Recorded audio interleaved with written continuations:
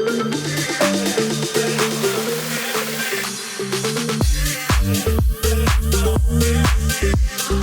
Ella, HYROX. We're a pair, we're gonna win, watch this space, but I know nothing about it, so you're gonna have to tell me what we're doing. So, my experience of HYROX so far is that it is a lot of running. You're a seasoned professional, I'm a seasoned professional. I've got one event under my belt, soon to be two. But it's a lot of running, and the runs are sandwiched in between these little workouts. I'll tell you what, I've got a few stats loaded up here. I'll run you through them. Beautiful. So, HYROX, funny enough, was founded in 2017. So it's not actually as young as what I thought it was. It's been around for a few years. Do the maths. Six years HYROX has been around for. 6 years. Last year, they had 40,000, or maybe even more than 40,000 participants in 1 year, which is huge. Okay. And they competed the same event in more than 20 countries, from Manchester to Miami. If it's the same competition in every country, is it then the same movements every single competition, or do the movements change? So that's the beauty of it. It's a standardised workout, which means that the results, the times, and the races each time are credible because everyone does the same workout every single time.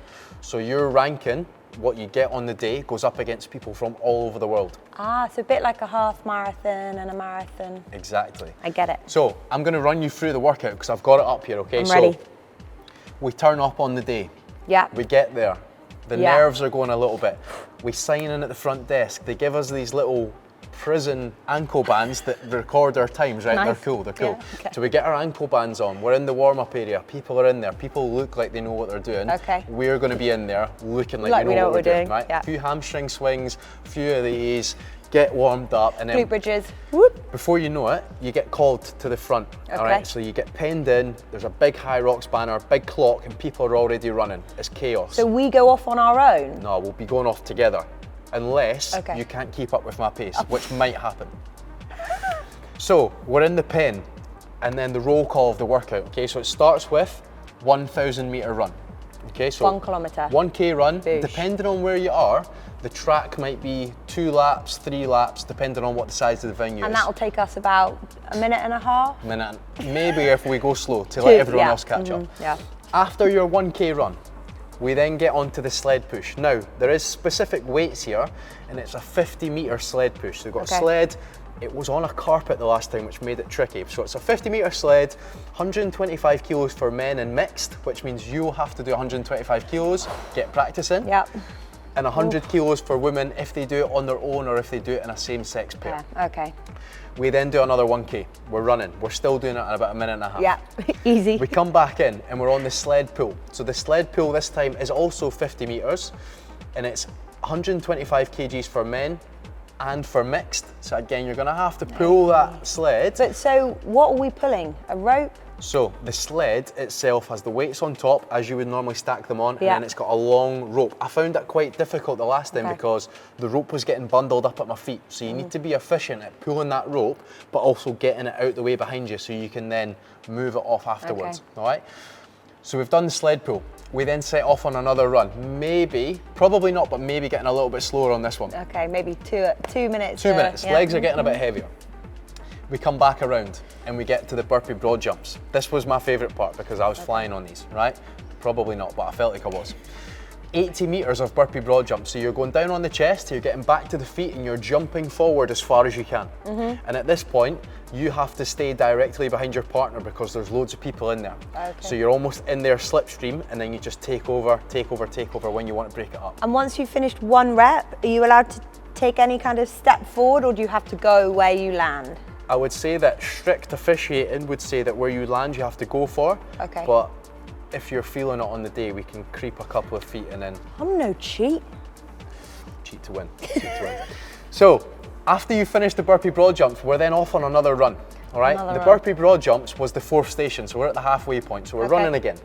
We then come back in and we're on the row for 1,000 meters. So we can split that up however we want. Probably 700 and 300 by the time we get round there. Okay, so we've split the row up and then we're running again. When we come back from that row, this is where I made the mistake the last time. Yeah. So what you're supposed to do is go into a 200-meter farmer's carry, carrying 2 kettlebells. But what I did was take us into the next station, which is 100 meters of sandbag lunges. And that sandbag you can hold anywhere, but in the heat of the moment, I took us in the wrong lane and we got penalised at the end. But what did happen was we did do everything in the end and we did get back on the run.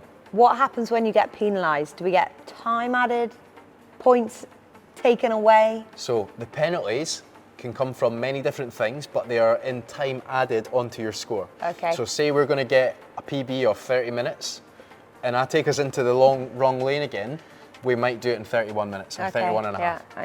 So after we come back from those lunges, that's 7th station. So we've ran after the lunges, we've got one more station to go. And it's wall balls and it's 100 reps. And the weight there is 6 kilos for men or mixed. And there's only 75 wall balls for ladies and they're doing a 4 kilo medicine ball. But so I've got to do the 6? It's going to be easy for you because you're used to doing 9. Yeah, yeah, I am really good at those. Yeah, fine. You'll do 199 and I'll do the 1. So game plan, we come back off the last run, 99 wall balls, 1 wall ball, run over the finish line and celebrate. Finish. Sweet. So, knowing what you know now, yeah, how are you going to train for it? I think seeing as there is so much running, we focus on our running. We want to be efficient in our run. We want that to almost feel like a bit of active recovery, I'm guessing. Obviously still going at 1.5 minutes. By the way, not 1.5 minutes. We'll be doing closer to 4 and 5 minute runs probably. But I think the emphasis and the focus should be on the run, making that as efficient as we can. So maybe doing some interval training, some fartlek training, and see how we can progress with the time and get used to running at a certain pace so we know how our bodies will feel, especially under fatigue, when it comes to introducing the workouts.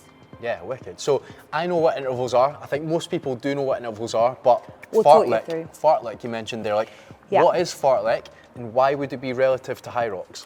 So fartlek training is when you train at varying paces for certain distances. So for example, if you were doing an 8-kilometer training run, as we have 8 kilometers in our HYROX race, you would look at doing the first 2 at a really easy, nice pace, next 2 bumping it up by a couple of seconds per kilometer, and then you slowly, gradually get faster across the 2-kilometer breaks to work on your pacing. Excellent. So the way that would be relative to HYROX is that it teaches you to increase your pace, reduce your pace, but keep moving. So when we're going to be doing a HYROX race, there's going to be those splits where we go out and we go hot on the run and then we come back and we maybe need to have a little bit of active recovery. So fartlek's going to be really, really important for our training routine.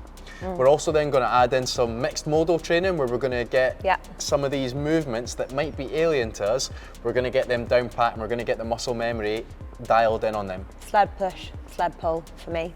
Easy. No idea. Easy. So in recap, the format, it's a standardised race and everyone competes in the same format all over the world and it's fun. It's fun. It's fun. Who can take part? So anyone can take part and that is the beauty of it again, is that it's accessible to everyone. If you can run, if you can somewhat squat, throw a ball, carry a sandbag, it's for you, you're in, you can compete in HYROX. Targets. How fast are we going to complete this race? Seriously, I'm going to read off some stats for you, right? So, how long does it last? The world record for individual males, held by a bloke from America called Hunter McIntyre, is just over 55 minutes. So pretty quick for an individual. That's the world record, and he's a pretty badass guy as well. Who's also a badass is Michaela Norman, and she's the world record holder for the females, and she came in at just over 1 hour, so not too far behind. Okay. That's impressive. Yeah. Our target, so for some reference, the doubles world record held by 2 blokes is 48 minutes. But so you're doing half the work, aren't you? You split the volume, I see. So we're going to run together and we're going to split the volume of the workout. So I reckon if the world record is 48 minutes, we're looking at maybe 46? 46 and a half, maybe we'll say 46 and a half. But in all seriousness, we are going to smash this. So if you want to stay up to date with our journey and how you can implement all these different aspects of training, nutrition and sleep, stay up to date with all the latest videos on HUMN. Like, subscribe and share. Over and out.